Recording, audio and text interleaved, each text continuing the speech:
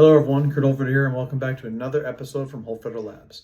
Today we continue on with Fiore's 12 positions of the sword in two hands, and we're moving into a personal favorite of mine, which is the Bicorno. Now, Bicorno is a very unusual guard, and it is something right here that I think that in many ways has got people wondering what exactly are the two horns of this. We're going to explore a little bit about that today and how this unstable position right here may be utilized and what it has to offer us as far as why would we ever give up a position of length and extension for something that looks more retracted and perhaps even a little bit rigid in posture.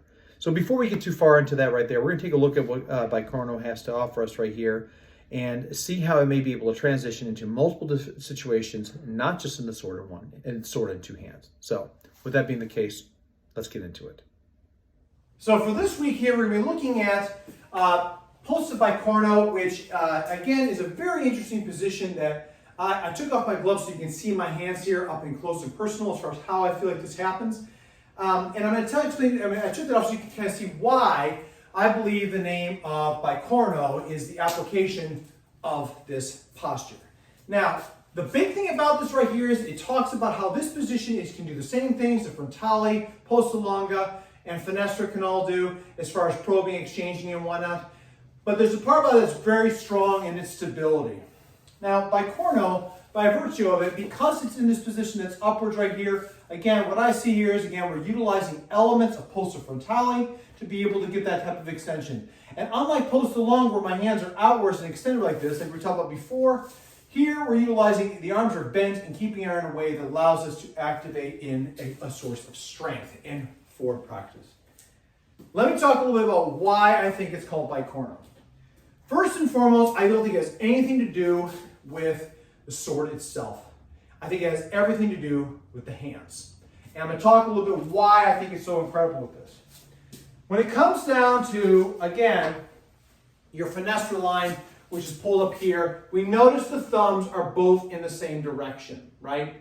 So it's a singular line of hand towards tip. Posta longa is the same way. Posta frontale, the thumbs are all in the same direction.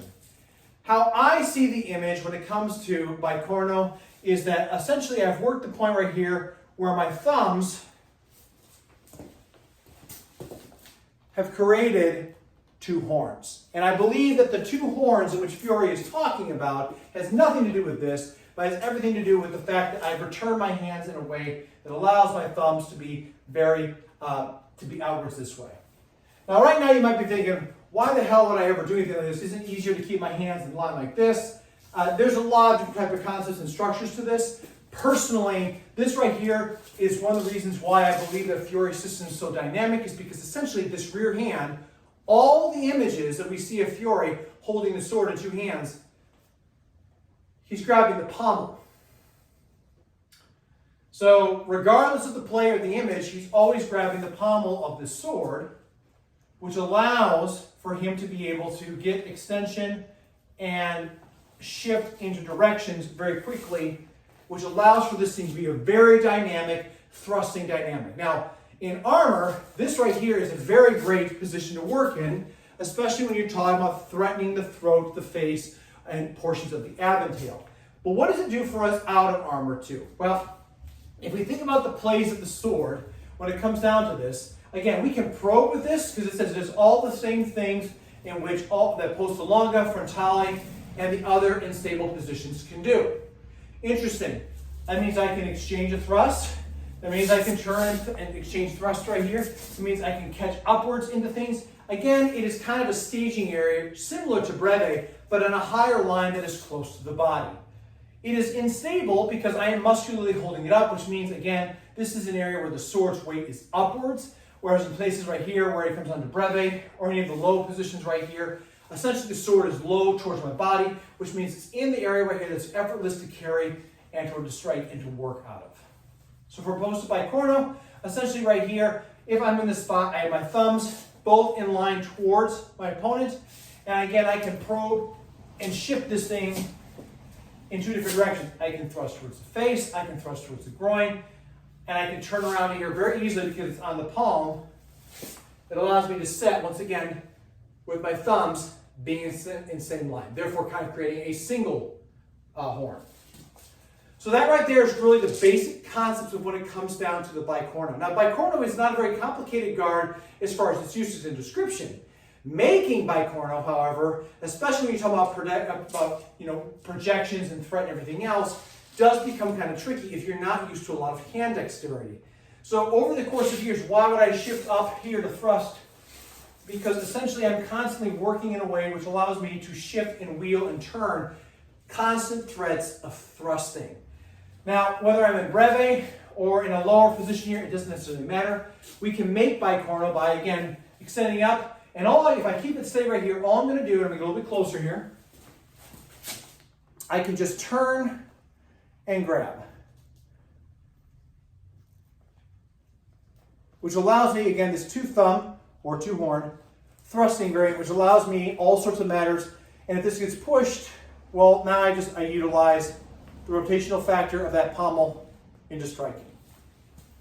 Other portions of this right here, especially when it comes up into being in this position, again, I can be up in finestra, turn, using the pommel, allowing to rotate, and now I'm into this low position. Now, we might be thinking this is a hewing option. Of course, it's always a possibility, but the reality of being up here, it's more about getting to another thrusting point that's very on line and target, which allows for this this bicep curling concept right here, which is extended, which is very strong.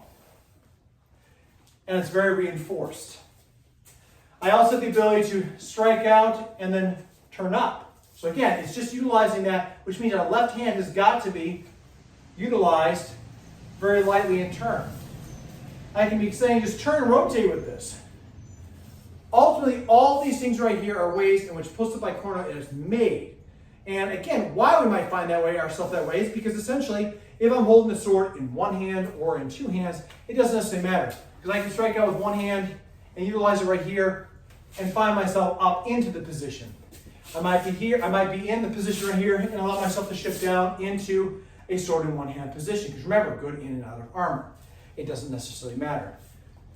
So what is this bias here as far as all the tactical considerations? Is it allows us a shorter way to get to the other side. By utilizing, we'll talk about this when it comes to plays, coming offline here to strike these bigger strikes right here, if I'm pressured offline, I have the ability to turn right over top and to exchange a thrust. Because essentially right here, as this pressure comes across, that goes right into the line of the bicorno, which is very reinforced, which allows for extension. Starts pushing offline, I press, and then the exchange of thrust. I don't see this as a vertical thing right here. Don't think Schielhound like Lichtenauer. Think more like an angle, which allows the cross to still have some type of protection in there. And again, that really is the byproduct when it comes down to the Posta di Bicorno. Because again, this right here, it's hard to see, disseminate why the position is as such. But again, my thought process is the two thumbs being like this, that is what the two horns are. And it's because of that right there that I can shift, turn, and I can still work on all the exchanging and thrusting and striking that is necessary because of pommel manipulation. And that there concludes the observations of the Posta di Bicorno. So as you can see with the video, bicorno is an interesting position. And again, my thought process on what makes bicorno is the thumbs. And that essentially, if we create this spot, we have our thumbs in this consideration right here, which allow us to have a very rigid, strong center line approach. Both the biceps are engaged, and we have very easy to us to be able to maintain a rigid projection of a longer point projection. Now, this does, of course, come with its own consequences because you are shorter in this. Even with a mass extension here, there's only so much I can anatomically do. But if you are in armor, it is also incredibly useful as you are trying to find the right point to work in on somebody. Whether you're in or out of armor there, it is very, very, very tricky because it can transition really quick to the other side. Even just being in this position right here, you can tell, if you can imagine a blade being like this, as it turns up and around, how I can rotate this. That right there allows to kind of sweep to the underside and to exchange a thrust. So is this Fiore's answer to being able to get to the underside and utilizing it in this direction? I don't know. Is it his blow from above that allows us to strike into a spot that allows us to have a false edge strike? Potentially. ultimately, the Bicorno, as in all things right here, ultimately, it is just stating that this is a position right here that is utilized and possible in the context of extension. And that's the part that makes it interesting because, again, it is an unstable guard.